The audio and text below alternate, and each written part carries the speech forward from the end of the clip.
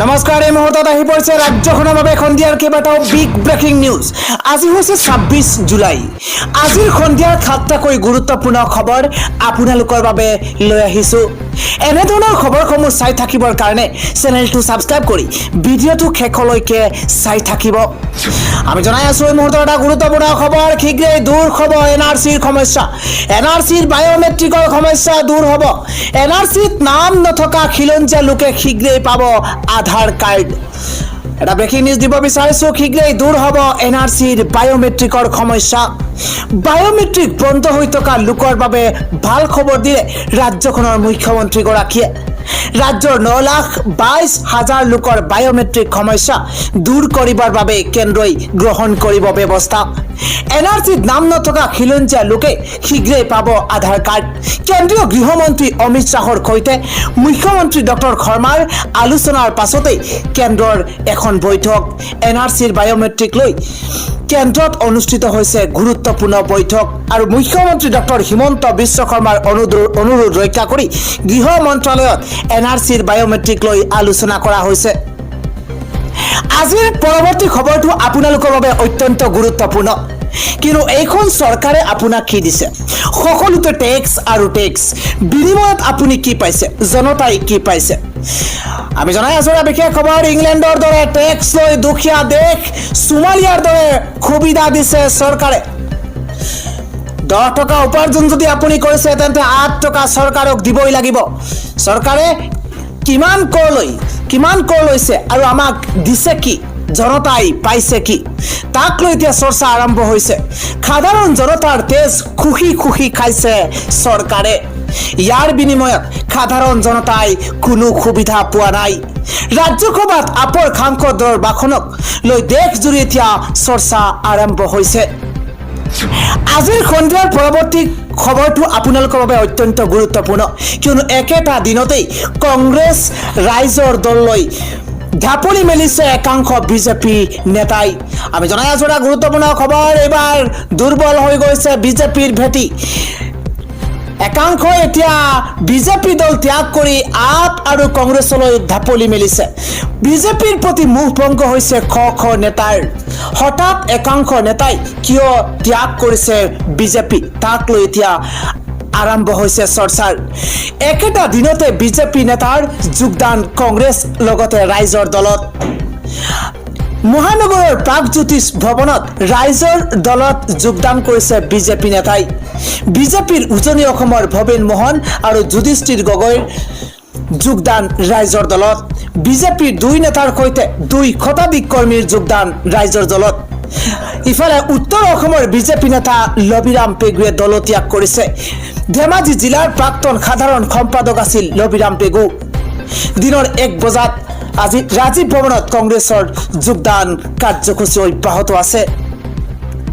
কাইলৈ গৌৰৱ গগৈৰ উপস্থিতিত কংগ্ৰেছত যোগদান কৰাৰ সম্ভাৱনা অনন্ত কছাৰীৰ। আজিৰ সন্ধিয়াৰ পৰৱৰ্তী খবৰটো এটা ব্ৰেকিং নিউজ, এটা ডাঙৰ খবৰ, কিয়নো বিশ্ব ঐতিহ্যত এইবাৰ জিলিকিছে চৰাইদেউ।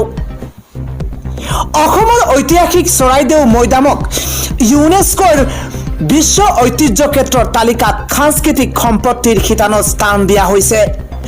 এই সংস্কৃতিয়ে ভাৰতৰ উত্তৰ পূব অঞ্চলৰ চহকী সাংস্কৃতিক ঐতিহ্যক উজ্জ্বল কৰি তোলা অসম আৰু দেশৰ বাবে এক উল্লেখযোগ্য মাইল খুঁটি হিচাপে পৰিগণিত হৈছে। অসমৰ মুখ্যমন্ত্ৰী ডক্টৰ হিমন্ত বিশ্ব শৰ্মাই সামাজিক মাধ্যমত আনন্দ প্ৰকাশ কৰি কয় যে প্ৰধানমন্ত্ৰী নৰেন্দ্ৰ মোদী, ইউনেস্কোৰ বিশ্ব ঐতিহ্য সমিতি আৰু অসমবাসীক এই সাফল্যৰ বাবে ধন্যবাদ জ্ঞাপন কৰিছোঁ।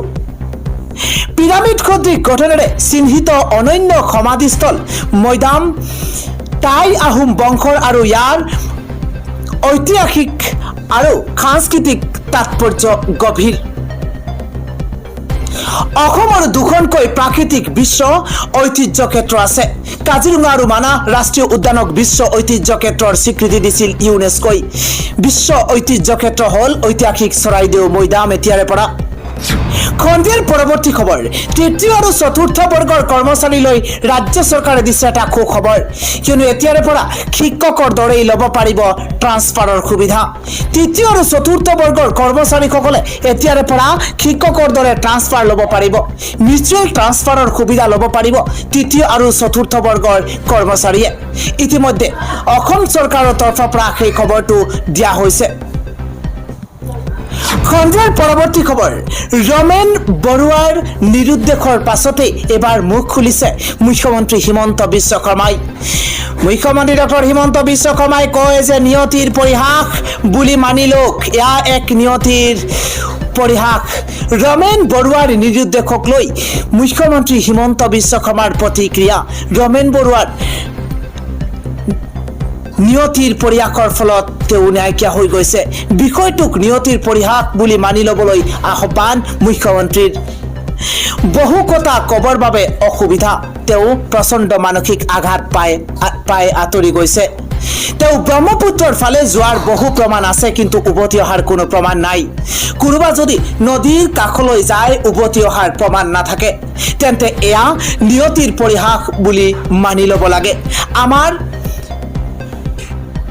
স্নিফাৰ ডগু নদীৰ একেবাৰে পাৰত গৈ ৰৈ গৈছে য'ত ৰৈছে সেই স্থান আৰু নদী একেলগে লাগি আছে য'ত সেই স্থান আৰু নদী একেলগে লাগি আছে হাইকোৰ্টৰ কেইবাজনো উকিল তেওঁক যোৱা দেখিছে নদীৰ পানী উফন্দি আছে নদীলৈকে গৈ উভতি নহাটো দেট ইজ দ্য ডেষ্টিনি বুলি মুখ্যমন্ত্ৰী গৰাকীয়ে মন্তব্য কৰিছে আজিৰ সন্ধিয়াৰ পৰৱৰ্তী খবৰটো অত্যন্ত গুৰুত্বপূৰ্ণ ৰাজ্যত পুনৰ হ'ব 50,000 নিযুক্তি ইতিমধ্যে মুখ্যমন্ত্ৰী হিমন্ত বিশ্ব শৰ্মাই প্ৰকাশ কৰিছে লাখ লাখ নিবনুৱা যুৱক যুৱতীলৈ সোণালী সুযোগ আহি পৰিছে ৰাজ্যত আকৌ 50,000 নিযুক্তি হ'ব এটা বিশেষ খবৰ জনোৱাৰ চেষ্টা কৰিছো নিবনুৱা শিক্ষাৰ্থীলৈ ভাল খবৰ দিছে মুখ্যমন্ত্ৰী হিমন্ত বিশ্ব শৰ্মাই 1 লাখ নিযুক্তিৰ পাছত পুনৰ হ'ব বৃহৎ নিযুক্তি প্ৰক্ৰিয়া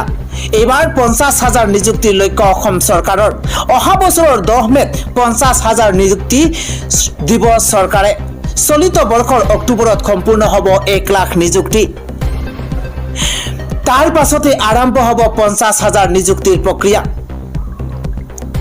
আজিৰ সন্ধিয়াৰ পৰৱৰ্তী খবৰ আপোনাৰ যদি আয়ুষ্মান কাৰ্ড আছে তেন্তে আপোনাৰ বাবে এই খবৰটো অত্যন্ত গুৰুত্বপূৰ্ণ কিয়নো এতিয়াৰ পৰা আপুনি বেচৰকাৰী হস্পিটালত আপুনি আয়ুষ্মান কাৰ্ডৰ কোনো ধৰণৰ সুবিধা নাপাব এটা বিশেষ খবৰ জনোৱাৰ চেষ্টা কৰিছো আয়ুষ্মান কাৰ্ডৰ জৰিয়তে নাপাব সাধাৰণ ৰোগৰ চিকিৎসা এতিয়াৰ পৰা পূৰ্বৰ দৰে আয়ুষ্মান কাৰ্ডৰ সুবিধা নাপাব প্ৰাইভেট হস্পিটালত এটা বিশেষ খবৰ আয়ুষ্মান কাৰ্ডৰ গৰাকীৰ বাবে ডাঙৰ খবৰ আয়ুষ্মান কাৰ্ডৰ জৰিয়তে নাপাব সাধাৰণ ৰোগৰ চিকিৎসা কেৱল জটিল ৰোগৰ বাদেই আন কোনো ৰোগৰ বাবে আপুনি ব্যক্তিগত হস্পিটালত কোনো চিকিৎসা নাপাব আয়ুষ্মান কাৰ্ডৰ জৰিয়তে আয়ুষ্মান কাৰ্ডৰ জৰিয়তে এতিয়াৰ পৰা কেৱল 290টা ৰোগহে চিকিৎসা লাভ কৰিব আয়ুষ্মান কাৰ্ডৰ জৰিয়তে 19টা ৰোগৰ চিকিৎসা লাভ কৰিছিল হিতাধিকাৰীয়ে আয়ুষ্মান কাৰ্ডৰ নামত প্ৰাইভেট হস্পিটালে চলাই গৈছিল লুণ্ঠন দুৰ্নীতি আৰু দুৰ্নীতি আয়ুষ্মান কাৰ্ডৰ নামত প্ৰাইভেট হস্পিটালত এনে কাণ্ডৰ